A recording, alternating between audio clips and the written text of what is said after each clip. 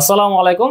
SSC 2025 batch তোমাদের physics ও কেমিস্ট্রির উপর একটি পরীক্ষার উপর টোটাল 15,000 টাকার প্রাইজ মানির যে পরীক্ষাটার কথা আমি বলেছিলাম সেটি হচ্ছে যে আগামী 3 সপ্তাহের মধ্যে আমি তোমাদের এই পরীক্ষাটা নিব ইনশাআল্লাহ। তো আজকে এই ভিডিওতে হচ্ছে যে আমি তোমাদের পরীক্ষার মানবন্টন, পরীক্ষা কবে হবে, পরীক্ষার যে সিলেবাস সেটা কীরকম থাকবে, তারপর হচ্ছে তোমরা কিভাবে পড়লে প্রাইজ মানি জিততে পারবে, এই সকল কিছু বিস্তারিত খুঁটিনাটি যে বিষয়গুলো আছে তোমাদের প্রশ্ন ছিল সেগুলো আজকের ভিডিওতে আমি বিস্তারিত বলবো ইনশাআল্লাহ। তো তোমরা যে কাজটা করবে সেটা হচ্ছে ভিডিওটা শুরু থেকে শেষ পর্যন্ত পুরোপুরি বিস্তারিত দেখবে।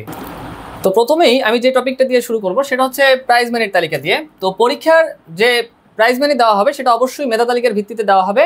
তো প্রথমেই মেধা তালিকায় যে প্রথম স্থান অধিকার, মানে মেধা তালিকায় যিনি প্রথম হবে, মেধা তালিকায় প্রথম স্থান অধিকারকারীর জন্য থাকবে হচ্ছে 5,000 টাকার প্রাইজ মানি, ঠিক আছে। তো তারপর হচ্ছে মেধা তালিকায় যে দ্বিতীয় হবে, অর্থাৎ মেধা তালিকায় দ্বিতীয় স্থান অধিকারকারীর জন্য থাকবে হচ্ছে 3,000 টাকার প্রাইজ মানি। দেন মেধা তালিকায় যে তৃতীয় হবে, তৃতীয় স্থান অধিকারীর জন্য থাকবে হচ্ছে 2,000 টাকার প্রাইজ মানি।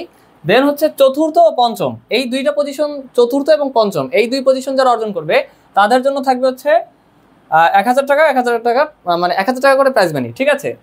এরপর ষষ্ঠ ও সপ্তম যারা মেধা তালিকায়, মানে মেধা তালিকার ভিত্তিতে যারা ষষ্ঠ এবং সপ্তম স্থান যথাক্রমে অর্জন করবে তাদের জন্য থাকবে হচ্ছে 750 টাকা করে প্রাইজ মানি।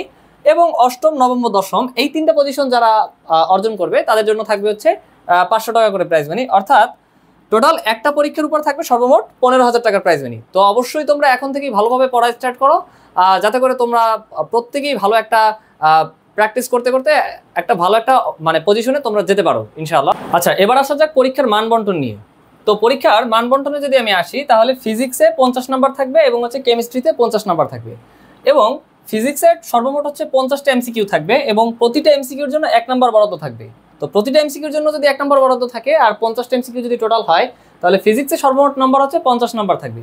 আর কেমিস্ট্রিতে যে ঘটনাটা ঘটতেছে, কেমিস্ট্রিতেও 50 নাম্বার, মানে ফিজিক্সে যেমন 50 নাম্বার ঠিক কেমিস্ট্রিতেও তোমাদের 50 নাম্বারেরই মানে পরীক্ষা হবে। তো এখন কথা হচ্ছে যে কেমিস্ট্রিতে 50টা এমসিকিউ থাকবে, ঠিক ফিজিক্সের অনুরূপ 50টা এমসিকিউ থাকবে এবং প্রতিটার জন্য 1 নাম্বার বরাদ্দ থাকবে। তাহলে আমরা দেখতে পাচ্ছি যে কেমিস্ট্রিতেও সর্বমোট 50 নাম্বারের পরীক্ষা হবে।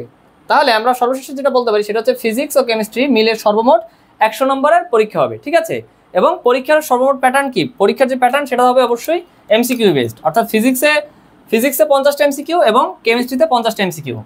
আর পরীক্ষার সর্বমোট নাম্বার থাকবে এখানে 50 মার্কস কেমিস্ট্রিতে, আর হচ্ছে ফিজিক্সে 50 মার্কস, অর্থাৎ সাব টোটাল 100 মার্কসের পরীক্ষা অনুষ্ঠিত হবে।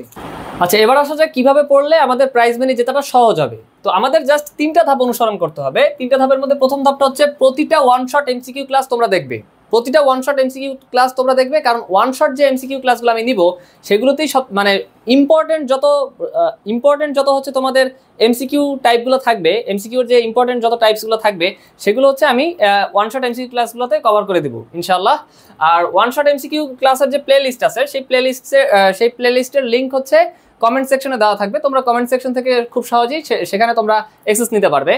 দ্বিতীয় ধাপ হচ্ছে তোমাদের অবশ্যই ওয়ান শট এমসিকিউ ক্লাস যেগুলো আছে সেগুলো শুরু থেকে শেষ পর্যন্ত সম্পূর্ণটা দেখবে, কারণ আমি আগেও বলেছি এখনো বলতেছি যে ইম্পর্টেন্ট যত টাইপস আছে সেগুলো ওয়ান শট এমসিকিউ ক্লাসগুলোতে আমি কভার করে দিব ইনশাআল্লাহ। আর হচ্ছে তোমরা অবশ্যই ওয়ান শট এমসিকিউ ক্লাসের শেষে যে এইচডব্লিউগুলো দেওয়া থাকবে সেগুলো তোমরা করবে। এই 3টা ধাপ তোমাদের উপরোক্ত, এই 3টা ধাপ হলো যে প্রাইজ মানি জেতার একদম মানে সহজ উপায়, ঠিক আছে। আচ্ছা, এবারে আসা যাক পরীক্ষার দিন ও সময়।